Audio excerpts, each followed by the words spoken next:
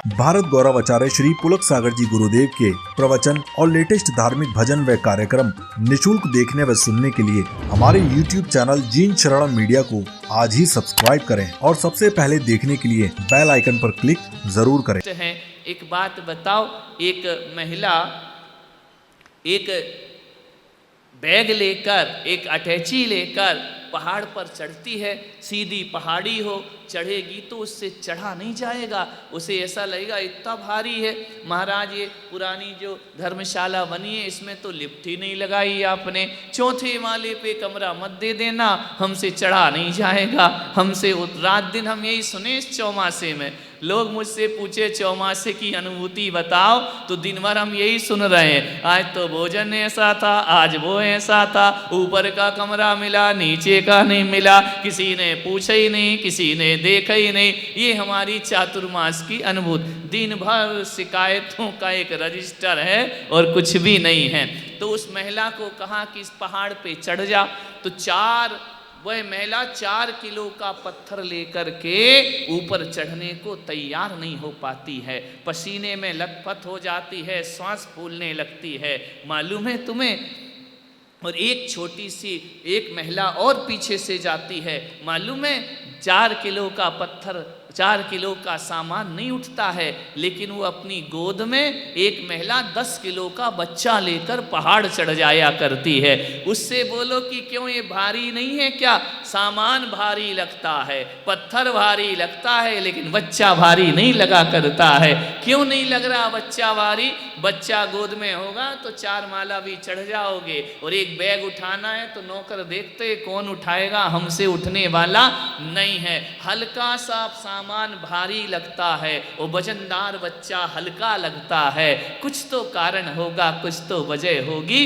10-15 kilo का बेटा गोद में उठा लेते हो, हंसते हंसते उठा लेते हो। ये इतना भारी नहीं लग रहा। क्यों नहीं लग रहा? उस बच्चे से तार जुड़े हुए हैं, उस बच्चे से प्रेम का संबंध जुड़ा हुआ है। और वह प्रेम का संबंध, प्रेम किसी को भी बोझिल नहीं करता, बोझ को भी हल्का कर दिया करता है। और जहां प्रेम नहीं होता वहां हल्का भी बोझ हो जाया करता है। आपकी घर में जिससे नहीं बनती, ऐसा मेहमान आ जाए तो कितना बोझ आ जाता है दिमाग में। आ गया माथा खाने, कब जाएगा, कितने दिन रुकेगा, परेशान हो गए, जब देखो तब चला आता है। और पियर से कोई आ जाए, दिवाली मन जाती है, मेरे पियर वाले आए, मजा आ गया, और रुको मम्मी, और रुको डैडी। और सास आ गई, कब जाएगी, कब से आई है, इसको छोड़ के तो वापी आए थे, ये हमारा पीछे ही नहीं छोड़ती है, चली आती है जब देखो। जहां प्रेम होता है ना वहां हल्का होता है, और जहां प्रेम नहीं होता वहां भारी हो जाया करता है।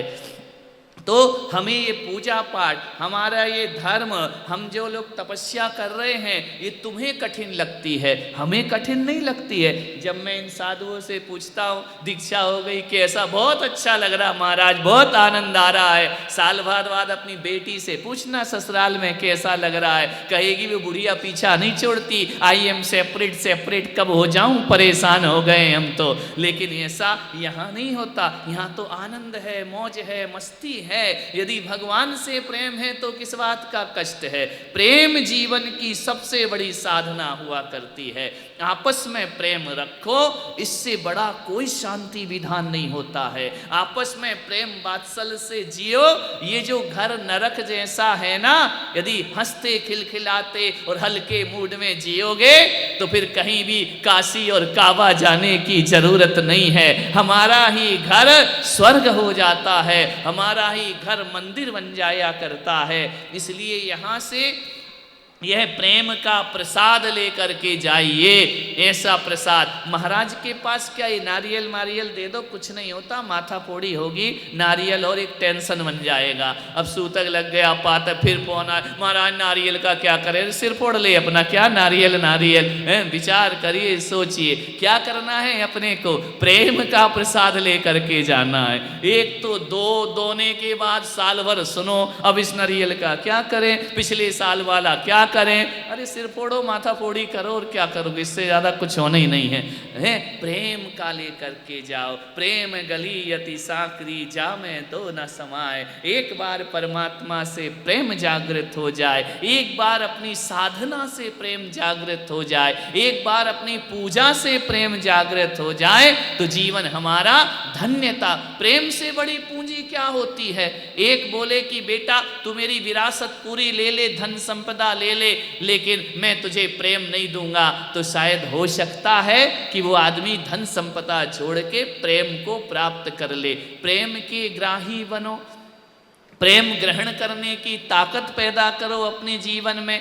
प्रेम मांगना नहीं पड़ता, जो मांगता है उसको तो बिल्कुल नहीं मिलता है। ध्यान रखना, प्रेम मांगने की चीज नहीं है कि कटोरा फैलाया और उसमें डाल दिया। प्रेम मांगने से नहीं मिलता। प्रेम की गली तो बड़ी उल्टी है। प्रेम मांगने से नहीं, प्रेम लुटाने से मिला करता है। जितना लुटाओगे उतना प्रेम। वो मुझे प्रेम नहीं करता, अरे वो नहीं करता ये छोड़ो, तुम उसे कितना करते हैं ये बताओ। यदि तुम्हारे प्रेम में ताकत है ना, तो पाषाण की मूर्ति भी भगवान बन जाया करती है। वह प्रेम की ताकत है। विचार करिए, सोचिए, अपने जीवन में अपनी भावनाओं को समझने का प्रयास करिए। और अभी 4 महीने अब पूर्णता की ओर हैं और 8-10 दिन का बचा है। चातुर्मास पूर्ण समापन की ओर है। बापी वालों ने बहुत लाभ लिया इस चातुर्मास में। शायद इतना लाभ वो कहीं और नहीं ले पाते जितना यहाँ लिया है। हमारी मैना बहन और नरेश कुमार जी अर्पित, अभी अभी उनका बच्चा सीए बना है। मैं तो कहूँ उनको भी चातुर्मास का फल प्राप्त हो गया है। बहुत नाच नाच कर भक्ति करी है उसने भगवान की। बहुत पूजन पाठ में सब अपना विधान हो या दूसरों का हो, अपने और दूसरे का क्या होता है? विधान तो भगवान का हुआ करता है, भक्ति तो परमात्मा की होती है। उस परिवार को भी मैं अपने आशीर्वाद प्रदान करता हूँ और कलावत परिवार को तो प्रदान करने की जरूरत ही नहीं है। उनके यहाँ तो जब नल खोलो तब आशीर्वाद निकल जाया करता है, हमेशा सदियों से रहता है, शुरू से ही। तो जितनी भी ये श्राविकाएँ वापी से आकर बैठी हुई हैं, दूर दूर से आकर, और सूरत वाले भी आज यहाँ पर आकर बैठे हैं, मैं सबको बहुत बहुत आशीर्वाद देता हूँ। और एक ही चीज़ कहूँगा कि यहाँ से जब घर जाओ, कुछ लेकर जाओ या ना जाओ, एक प्रेम का पौधा लेकर के जरूर जाना। अपने आंगन में पौधा लगाना। तुलसी का पौधा मत लगाओ या लगाओ, तुम्हारी मर्जी है। फिर कहोगे हम जैन हैं, आंगन में तुलसी क्यों लगाएं? हैं 1000 तरह के तर्क हैं। तो मैं कहता हूँ तुलसी का पौधा लगाओ या ना लगाओ, हर किसी के आंगन में एक प्रेम का पौधा जरूर लगना चाहिए। और उस प्रेम के पौधे को जिंदा रखना है। कैसे जिंदा रखोगे? उसमें समर्पण का जल डालते जाओ, प्रेम का सौधा बढ़ते चला जाएगा। समर्पण का जल, तर्क का जल नहीं, अपनी अकड़ का जल नहीं, अहंकार का नहीं, समर्पण। ध्यान रखना, जहां समर्पण है वही कटौती में मन चंगा तो कटौती में गंगा हो जाया, वरना गंगा स्नान से भी कुछ होने वाला नहीं है। मन को बहुत प्रसन्न रखो। सुख आएंगे जाएंगे, इनका क्या है? स्थायी सुख कभी नहीं आता, स्थायी दुख कभी नहीं आता, आता है और चला जाता है। उसके बीच हमारे प्रेम का पौधा यदि लहराते रहता है, अपनी महक बिखेरते रहता है, तो हमारा जीवन मैं नहीं मानता कि कोई महीनों के उपास करता है, बड़ी तपस्या करता है तो बहुत बड़ा तपस्वी होगा। मैं तो उसे मानता हूँ तपस्वी जो अपने जीवन काल में यदि सुबह से लेकर शाम तक किसी की जो बद्दुआएं नहीं लेता है, उससे बड़ी तपस्या जीवन की कोई दूसरी नहीं हुआ करती है। दिलों में राज करता है, खुशियाँ बांटता है। कभी एक विषय करना, मैं संग में भी समझा रहा था, रोज़ सुबह उठो और शाम को सोते समय सोचना कि आज सुबह से शाम तक मैंने कितनों को खुश किया है। नहीं तुम तो वही रामायण लेके बैठ जाते हो, उसने मुझे दुखी कहा, उसने मुझे ऐसा किया, उसने मुझे वैसा किया, उसने मुझे ताने मारे, उसको मैं देख लूँगा, आज नहीं तो कल निपटा दूंगा। ये मनुष्यता का लक्षण नहीं है। अपने बारे में सोचो। आज मैंने कितनों को खुशियाँ दी हैं, आज मैंने कितनों से दुआएं और आशीर्वाद प्राप्त किया है। ऐसा जीवन बना लो तो तुम्हारे जीवन में कभी भी अशांति होने वाली नहीं है। क्या मैं आज पति को खुश कर पाई? क्या मैं पत्नी को खुश कर पाया? क्या मैं बच्चों को खुश कर पाया? क्या पड़ोसी मुझसे आनंदित हुए? खाक होंगे। बेचारा पति दुकान से आता है और शिकायत का रजिस्टर लेके बैठ जाती हो, आज ये नहीं हुआ, आज वो नहीं हुआ, तुमने ये कहा था, ये नहीं कर सके, तुमको तो कुछ आता ही नहीं, तुम तो बुद्धूर। खाते ही समय उसका दिमाग खराब करोगे, फिर वो थाली छोड़ के भग जाएगा कि जा तू ही खा ले, मुझे खाना।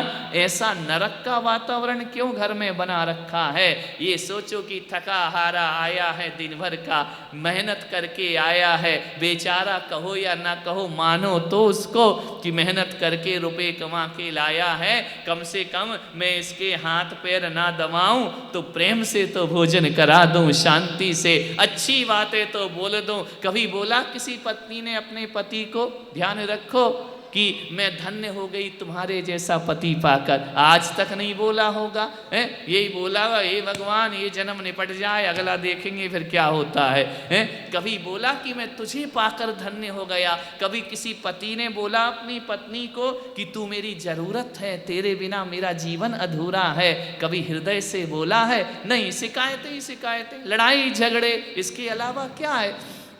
कभी बोल करके देखना कि तुम मेरी बहुत बड़ी ज़रूरत हो, तुम्हारे बिना मेरा जीवन आनंद में नहीं हो सकता है। कभी पति बोले, कभी पत्नी बोले, एक दूसरे की जरूरत और रह नहीं सकते बिल्कुल, लेकिन बोलने में मुंह में छाले पड़ते हैं। ध्यान रखना, जरूरत है ये जान भी रहे हो, लेकिन मुंह से नहीं निकलता है। मुंह से निकालने का प्रयास करो, प्रेम बढ़ेगा, प्रेम संचारित होगा। कभी बोलो कि तू नहीं थी तो मेरा जीवन अधूरा था, तू नहीं है तो मैं जीवन का सफर कैसे पूरा करूंगा, मेरे सुख दुख की तू साथी है। ऐसा 2 शब्द तो बोल दो मेरे भाई, है ये भी जान रहे हो, बस मुंह सिला हुआ है। ध्यान रखना, बुराई में तो टाके सब टूट जाते हैं मुंह के, लेकिन प्रशंसा में मुंह में टाके डल जाया करते हैं। नहीं, प्रशंसा करो, अच्छा बोलो। हमारा तुम्हारे सब वक्त ही तो काट रहे हैं अपना अपना, और क्या कर रहे हैं? जब तक आयु है साथ साथ जी रहे हैं, खत्म हो जाएगी, वो अपनी जगह हम अपनी जगह चले जाएंगे। एक बार तो कहो तुम्हारे साथ ही जिंदगी का सफर बड़े आराम से गुजर रहा है, तुम्हारे साथ मेरा जीवन इतना अच्छा गुजरा है, मैं उसे हमेशा स्मरण में रखूंगा। बोल, मेरे कारण तुझे कोई दुख हुआ क्या? होगा भी ना तो ये बावलियां बोलेंगी कोई दुख नहीं हुआ है, तुम तो बहुत अच्छे हो। ध्यान रखना, क्या करें, रोज लड़ रहे हो, झगड़ रहे हो, फिर भी कहते कहो ना साथ हैं। विचार करिए, हम साथ साथ हैं। विचार करिए, प्रेम से जीवन गुजारो। कोई बड़ा काम करना नहीं है हमको।